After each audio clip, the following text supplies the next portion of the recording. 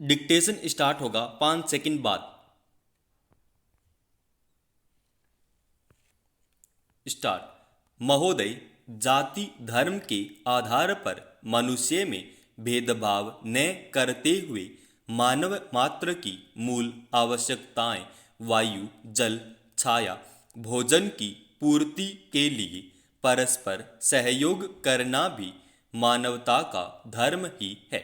यह मानवीय एकता का साधन है।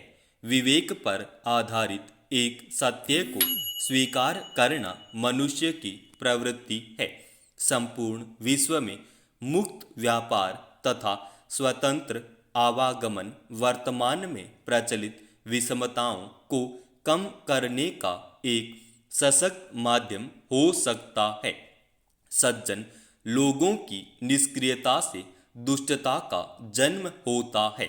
अतः बुद्धिजीवियों से विशेष अपेक्षा है कि वे अपने सद्विचारों के क्रियान्वयन का स्वयं ही प्रयास करें। पर्यावरण और संस्कृति धरोहर के संरक्षण के साथ साथ यह भी सुनिश्चित किया जाना चाहिए कि सभी पृथ्वीवासी मनुष्यों की मूल आवश्यकताओं की पूर्ति हो। महोदय, लगभग 700 वर्ष पूर्व जब खुसरो ने अपनी दो दो पंक्ति की छोटी छोटी रचनाओं में जिस भाषा को जन्म दिया था, तब उन्होंने इस बात की शायद ही कल्पना की होगी कि यही भाषा एक दिन हिंदी नाम से विख्यात होकर भारत की सबसे बड़ी भाषा के रूप में स्थापित होगी। उन्होंने यह भी नहीं सोचा होगा कि विश्व की लगभग 3000 भाषाओं में यह विश्व की तीसरी सबसे बड़ी भाषा के रूप में उभरेगी। उनकी इस बौद्धिकता को क्या हम धर्म की संज्ञा नहीं दे सकते हैं? यदि समाज सेवा को धर्म नहीं कहा जा सकता, तो फिर धर्म के जितने भी रूप हैं उन सब को फिर से परिभाषित करने की जरूरत है। दार्शनिक, वैज्ञानिक, साहित्यकार कोई भी नई खोज, नई कृति समाज को देते हैं तो उसे भी धर्म का पालन ही समझा जाना चाहिए। यही तो भविष्य की पूंजी है और समाज को दिया जाने वाला वरदान है। मेरा ऐसा मानना है कि कालांतर में धीरे धीरे मनुष्य स्वार्थी होता गया और अपनी हर उपलब्धि को अपने लाभ तक सीमित कर लिया। सब कुछ दशक में पूरा विश्व अपने स्वार्थ की पूर्ति को ही अपना धर्म मानने लगा। अध्यक्ष जी, मैं आपकी ओर से किए जाने वाले इशारों को भली भांति समझ रहा हूँ। मुझे यह भी ज्ञात है कि मेरी पार्टी ने मेरे लिए जितना समय आवंटित किया था वह समाप्त होने वाला है। अतः अपनी बात को समाप्त करता हूँ। अध्यक्ष महोदय, मैं आपके माध्यम से यह निवेदन करना चाहता हूँ कि हमारे राज्य के सामने आज जो समस्या आई है उसको दूर करने के लिए सरकार की ओर से कोई कार्रवाई नहीं की जा रही है। हम जानते हैं कि जब जब कोई समस्या हमारे राज्य के सामने आई है, तब तब जनता ने ही उसका डटकर मुकाबला किया है।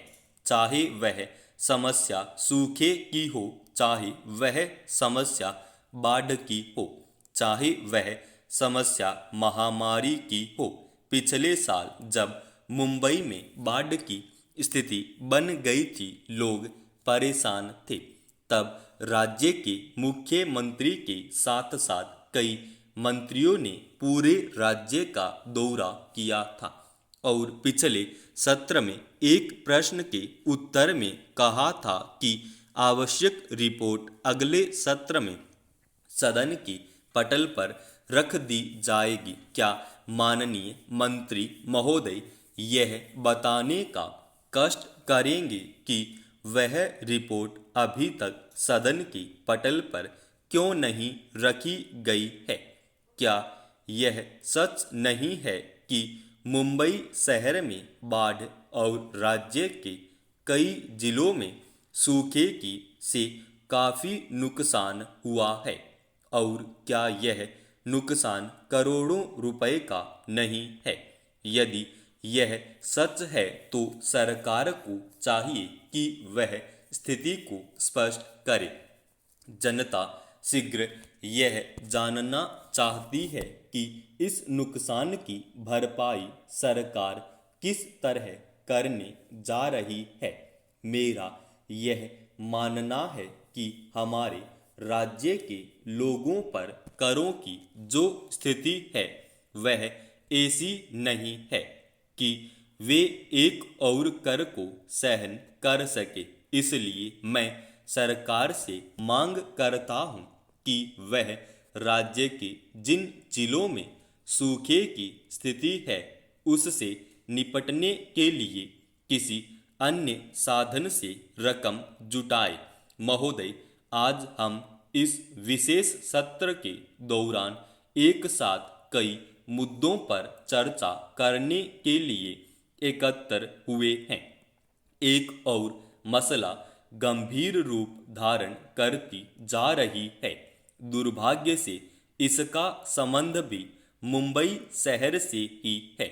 यह शहर देश की आर्थिक राजधानी के नाम से जाना जाता है। यहाँ कई प्रकार के उद्योग और मिल हैं, जहाँ काम करने वाले लोगों की संख्या हजारों में है। मिल मालिकों से इन गरीब मजदूरों के भविष्य निधि का पैसा वसूल करना कठिन हो गया है। इसके बारे में कोई मतभेद नहीं हो सकता कि जो मजदूरों का पैसा है वह वसूल होना चाहिए और उनके लिए ही उसका उपयोग भी होना चाहिए। इसमें तो किसी किस्म की दो राय की गुंजाइश नहीं है, और न आपको गुस्सा करने की जरूरत है। मैं वायदा करता हूँ कि जो भी सूचना मेरे पास आएगी उस पर जहाँ तक संभव होगा मैं जल्द से जल्द अमल करूँगा। हम यह भी सोच रहे हैं कि इंडियन पीनल कोड किसी धारा को इसमें लागू किया जाए ताकि ज़्यादा से ज़्यादा सजा रखी जा सके। ऐसी व्यवस्था से इस धन का दुरुपयोग नहीं हो सकेगा। अगर हम ज़रूरत समझेंगे तो इस आधार पर एक्ट में संशोधन करेंगे। एक सदस्य ने अभी यहाँ पर बताया है कि जो मजदूर अलग हो गए हैं उनको भविष्य निधि का पैसा नहीं मिला है। समाप्त।